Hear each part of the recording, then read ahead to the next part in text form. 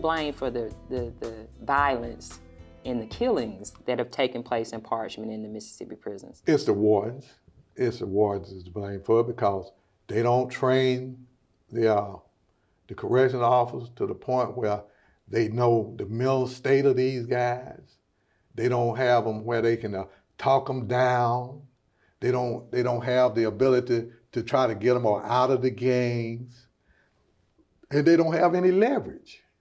So what they do, they come in there and they get to the point where they say, well, just get my check, get out of here, try to survive these 8, 12 hours and get out of here.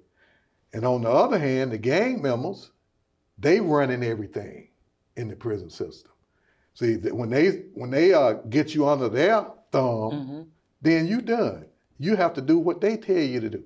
When I was in there, we had gangs there at this prison here, but they were so medicated. See, they couldn't do that much. See, they couldn't run it like they wanted. They ran some of it, but they couldn't do it. Down on 5 and 6, and that's where they sent me. The inmates would come to me and they would say, Mr. Ray, can you get me something to eat, anything? I said, they give you 3 meals a day. They said, no, the gang members get my tray. Wow. I said, well, why they get your tray? Well, I want to smoke. I want a cigarette. So they trade their tray for a couple of cigarettes, maybe even 1 cigarette. And then when their tray come, instead of them eating, the gang member got the tray and gone. And they said, I said, well, did you report it? Does it do any good? Yeah, and it doesn't do any good because what the warden them say, if you dumb enough to trade your tray for a cigarette, then that's it. But see, they're addicted. You would have traded, if you had some crack in there, crack addicts would trade everything they got in order to get that crack. So the wardens, they not qualified. They just came up through the ranks. They don't understand the dynamics in these inmates that they have down there. And like you said, the female corrections officers, they shouldn't even be in there. Most men can't handle the men if it, becomes physical or violent. So what can a woman, how can a woman contain a man? It just doesn't even make sense. It doesn't, and it's not. It's not safe. It's not safe at all. I just met one of the officers. She said, Mr. Ray. I said, yeah. I said, what? How you doing? She said, I ain't working out there anymore. I said, why not? He said, inmate attacked me, and I got paid real good. See, and that's what happened. And then I was out there. When I was out there, another female inmate was attacked, but I was right there with them. So between the two of us, we was able to get the inmate down and hold him down. See?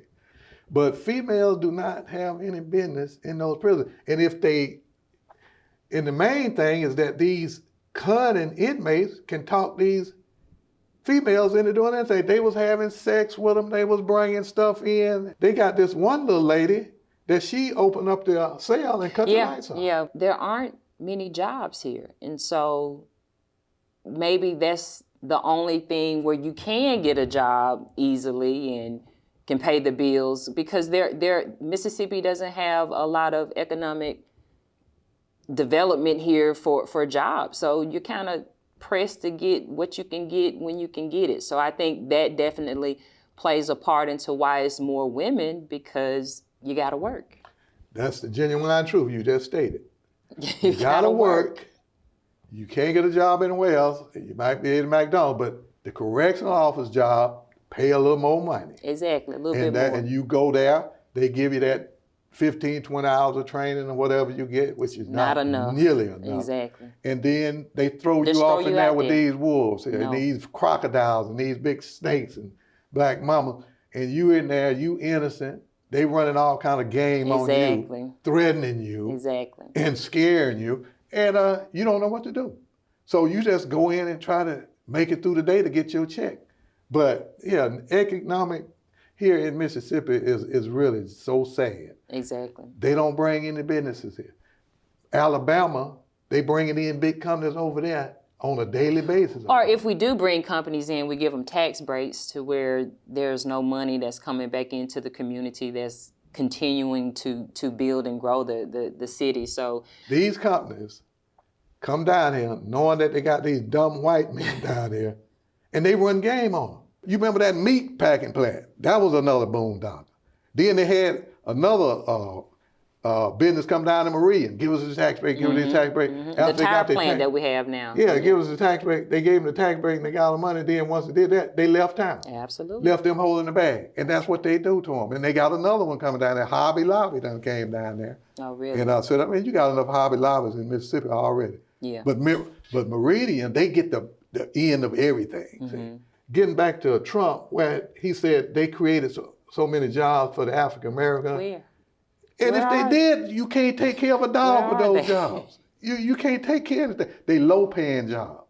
They're not jobs where you can really, thrive like the white people thrive. So, no, Mississippi is just in a shambles for as the job thing is concerned. The average cost of a funeral is over $8,500. Are your loved ones prepared for this financial burden? If you are 85 years old or younger, Final Expense Life Insurance can ease that burden by paying up to $30,000 for funeral and burial expenses. No medical exams, rates will never increase, benefits will never decrease. Call now to lock in your lowest rate possible. Don't leave your loved ones to pay your debt. Call the KPG agency at 601-500-2751 to set up your policy today. The black and white race rationale, why these two races behave the way they do, and the solution to the race problems in America. What is the solution, Mr. Ray? It's the rationale. See, white people have rationale.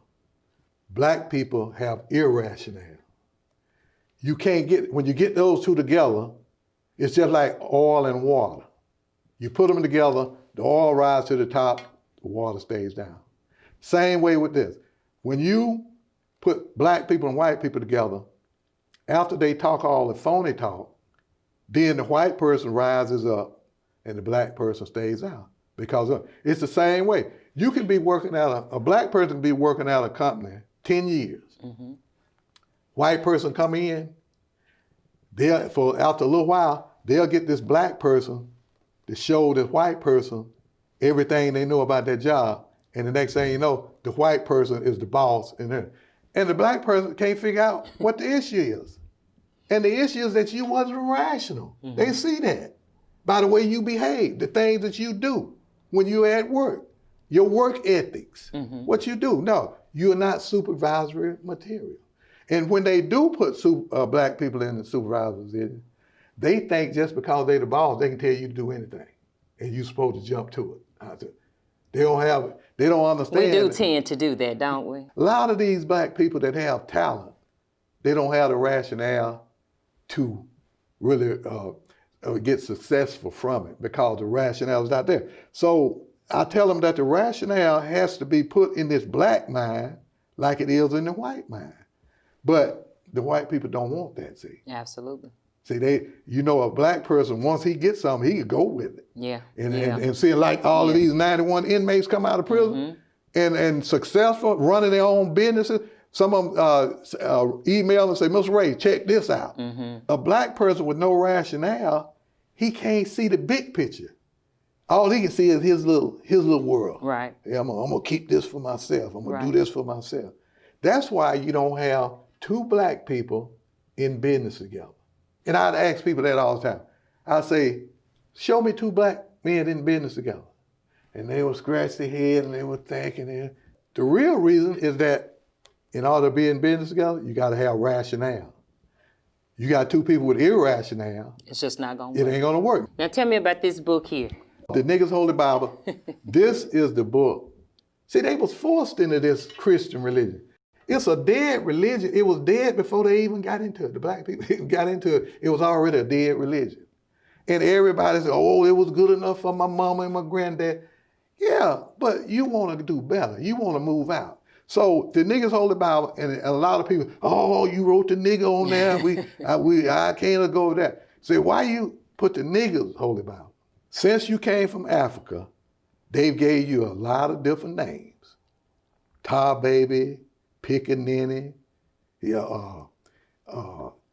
Colored, Negro, all kind of different names that they gave you. And it's over 300 years. What names stick with you? The nigga. I wrote this book for the future generation too, because now a lot of the younger generation I see on the internet, they pushed away from the Christian religion, because all they see is one black man getting rich off a bunch of other black people, see, and that's what they see, and they don't buy into it so much anymore. You know, they listen to the rappers, and the rappers, they censor these preachers and stuff like this, and so they see that he driving the Cadillac and the Lexus and the Jaguar, and you driving a Ford and Chevrolet and stuff, you giving him your money. What's he giving you? He ain't giving you nothing. And that's what I'll be trying to tell them, that it's a new church in the world that the Infinite Man put in the world through Emmanuel Swedenborg. That's what everybody should be into now. But they've been indoctrinated in this Christian religion right out of slavery. A man called Dr. Charles Colcott Jones started putting his slaves in the church to get them, but he wasn't in there to save their soul. He was getting them in there so that they would be more obedient to the white race. See, and that's what they've been doing. And that's what they did all through the Reconstruction, all through the Jim Crow era. You would talk to Christian people, they say, now don't go out there and offend the white man. So you got to be obedient to the white man. And that's what I grew up on. But I was always looking and listening, and I would look at people that was in the Christian religion, and they were just as demonic as the white people were. You know, they would go over to their neighbor's house and have sex with their wives. You know, I done seen them. And I say, this can't be right. You know, and see, this couldn't be right, and I knew it. I knew when I was a kid that the Christian religion couldn't be right, and I was searching for it, and I found it in the writings of Emmanuel Swedenborg that no, it wasn't right. It's a dead church. The new church is the one that the Infinite Man gave to Emmanuel Swedenborg to give to the people, but it could be 100 years before black people give this Christian religion up. But at least the book will be there for them to do it. See? So that's why I wrote the Niggas Holy Bible. This last book here. The Edgar Ray Killings story. You know who Edgar Ray Killings was? He's the king of the Ku Klux Klan. He was the one that would have killed me if I had went that Sunday. But he killed James and Michael and Andrew. Larry Ellis, who wrote this book, wanted me to help him get it published. And so he asked me, would I take the book and buy the rights to it? And which I did. I didn't want to do it, but Edgar Ray Killings had Larry Ellis move down to segregation. He had that much power because the Ku Klux Klan run the prison too. And he got him to put Larry Ellis down there for a month to write this book. And this here is from the horse's mouth. If you want to know where all these black men at that's come up missing, how all these lynchings happen, this is the book that you need to read, the Edgar Ray Killings, because he tells the story of how he was the negotiator of all of these lynchings down here in Mississippi. And he had so much power. We had Senator Eastland was his co-sponsor, was reason he would tell him to do stuff. Had a congressman hooked up with the Klan here in Mississippi. So, you know, we couldn't do anything. Right. We couldn't do anything. So this is the book that you need to read to find out where all the bodies is buried. He talked about a big tree limb that was over the highway in one of these counties where they would take black men, put them in the back of the truck, put them up there and hang them down there and then go out there and bury them in the field. And see, and that should be an investigation on that. But you don't have rational black people to do it. And the white people not gonna do it. They don't want to dig up any old graves and stuff like that. Hi, I'm Tonya Gray with your Insurance Minute. Life insurance comes in many forms, but it helps to first understand the two major types, term life insurance and permanent life insurance. Term life insurance covers the policyholder only for a predetermined amount of time known as the policy's term. Terms typically last from 5 years up to 40 years, and insurance companies will only pay a death benefit if the policyholder dies within the limits of the term. On average, term policies are the most affordable type of life insurance on the market. Permanent life insurance stays in force for your entire life as long as your premiums are paid on time and in full. Unlike term life insurance, it builds tax-deferred cash value over time. A portion of the premium payments is designated for the cash value component. Value can build over time and at different rates, depending on the type of permanent policy you have. Contact the KPG agency to find out more and start your policy today.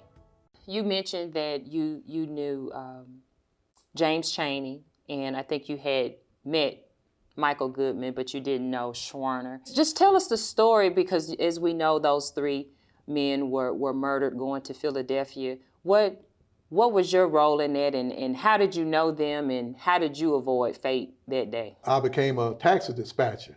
So I would have this one, I'd be sitting out right on the street. 5th Street ran right out, and that was the Black Street. And their office was above the taxi dispatcher's office. So all of them would come down and talk to me to find out where they needed to go, because a lot of these was from up north, and they didn't know anything about where to go when they got to Meridian. Right. And some places, James didn't know where it was. But being a taxi dispatcher.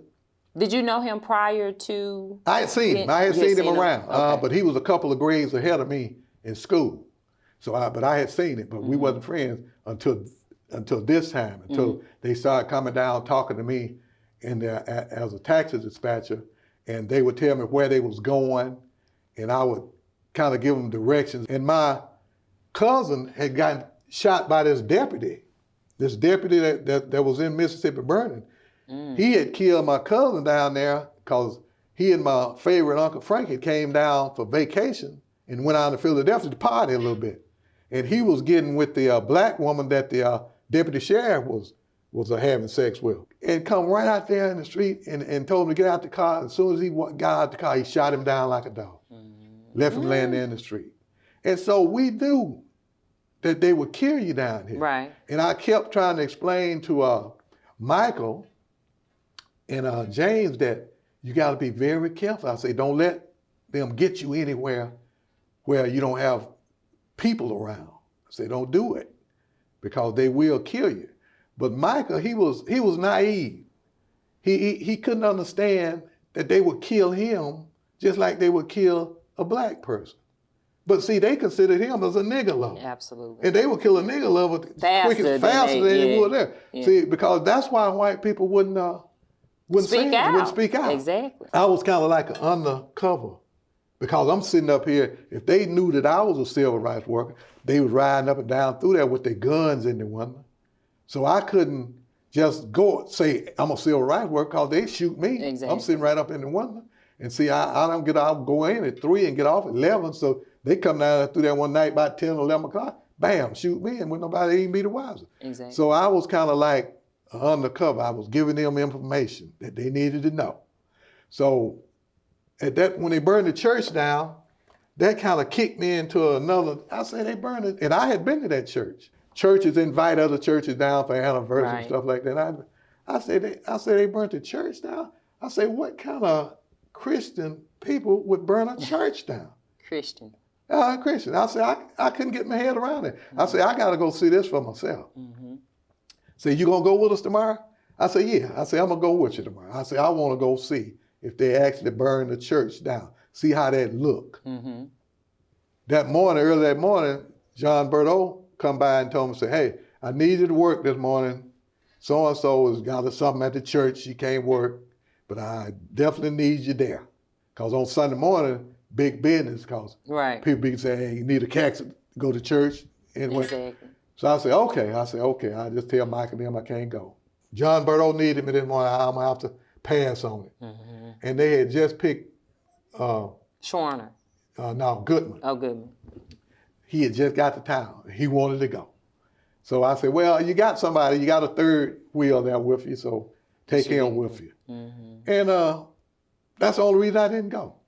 And so that day, later that day, I said, well, they should be coming on back by now. And then the next word we got is they had been arrested. And I was kind of tense and anxious about that. I said, arrested for what? I said, they were just going down to look at the church. I said, what they doing? But I knew that they would trump up some charges. The FBI was supposed to be watching them. That's why Michael was kind of confident that they weren't gonna do nothing to him because the FBI was watching. See, he had confidence in them, not knowing that they just as racist and prejudiced against black people as any of them were. You know, no matter where they came from. Right. Everybody come out, I was asking, "Do you hear anything?" They left. And nobody heard anything, so it was getting dark. So I'm really getting scared for them now. Right. And they said they had let them go. They finally said they had called and they had left. I took a sigh of relief. I said, okay. Don't take about an hour to come from Philadelphia. No civil rights workers. I said, oh, they done got them. I said to myself, they let them go only to chase them down to kill them. Chase them down. Hi, I'm Tonya Gray with your Insurance Minute. Final expenses, including the cost of a burial or cremation, can cost a family upwards of $10,000. Many people dedicate a portion of a life insurance payout to covering these costs. Some other common uses for a life insurance payout include paying off your debts, making mortgage payments, paying funeral costs, setting up an inheritance, paying estate taxes, paying medical bills, or just maintaining a certain standard of living. When deciding whether or not to buy a life insurance policy, it is important to start by determining the purpose of the life insurance policy and the amount of desired coverage. The KPG agency can help you determine just how much life insurance is needed and the term length you should consider buying. It is also important to consider the monthly cost of the insurance. Contact the KPG agency for a free quote to start a policy today. They called them, they got behind them, and they already had set up. Edgar Ray Killings was down in Meridian plotting it. Oh, was it? Out at the Checkerboard restaurant. It was still down there today. That's one reason I won't eat out there. And he was down there telling them what to do, telling them what tactics to take, and they got them. Then they went from there out to a little mobile home park, and they got it together out there, what to do. Then here come the FBI, here come the news. They say they was missing. You know, where was it? Then all these rumors started coming, oh, they left and went back up to Ohio. You know, the white people were saying, you know, that Martin Luther King had, all kind of rumors going around, but I knew they was dead. See, and I was telling them, and so I called my mother, and told them what had happened, and my mother said, get out of there right now. I said, well, I kind of wanted to stay down. She told me, get out of there now. And I talked to my aunt, we're gonna wire you some money, get out of there as quick as possible on the next Greyhound. So I went and told my Uncle Willie what happened. He said, get out of here. Get out of here too, because he had run in with the Ku Klux Klan back in the 30s. He had to live in the woods for a long time. And so that's when I left there. I left there on that bus, knowing that they were dead and knowing there wasn't nothing I could do. And I promised, I say, I'm gonna be back here one of these days. I don't know what I'm gonna have or how I'm gonna do it, but I'm gonna get some justice for James and Michael, some kind of way. And Providence had it that I came into the process, because that's what they need, that's what we need down here, is process, because they would go out and they would talk to these Negro people and they would be afraid. They say, don't come back no more, don't come back. You know, we can't do it. They was afraid. And I told them, I said, they're not gonna support you because they're too afraid. Right. And a lot of them are living on white men's places, sharecropping. And white men will kick them out. They won't have anywhere to go. So they were looking out for theirs. Exactly. And that's where it went down. So I was in Tennessee, and I had started registering and going to Tennessee State.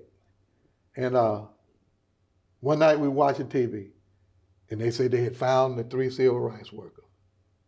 And they was just like I said, they was murdered. I just could not imagine living in that state of fear and just not being able to do anything about it, Mr. Ray. I just cannot imagine. And see, in a lot of the younger generations, the generations and the millennials, They have no idea. They don't have no They have idea. no clue. They They're don't have so a clue. disconnected from They that are. from that time and place as if it never existed. Yeah, and seeing the white people, they use that.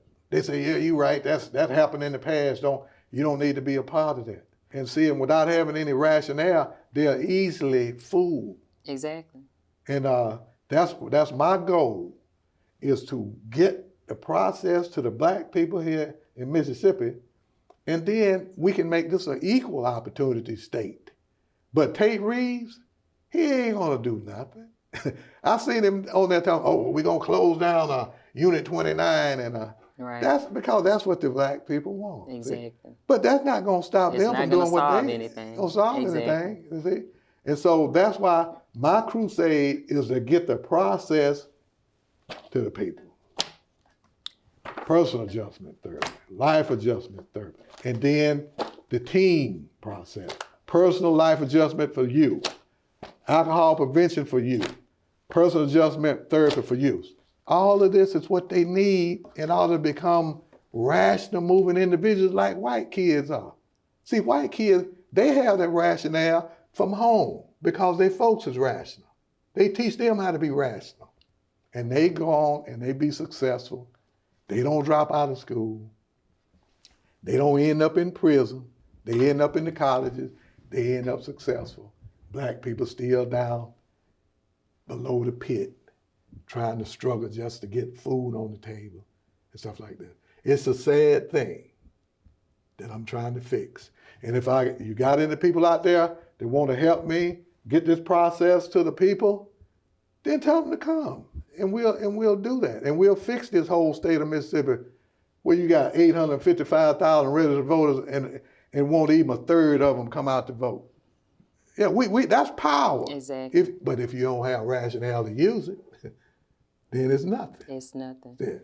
Well, Mr. Ray, I want to thank you for stopping in and giving us all this information.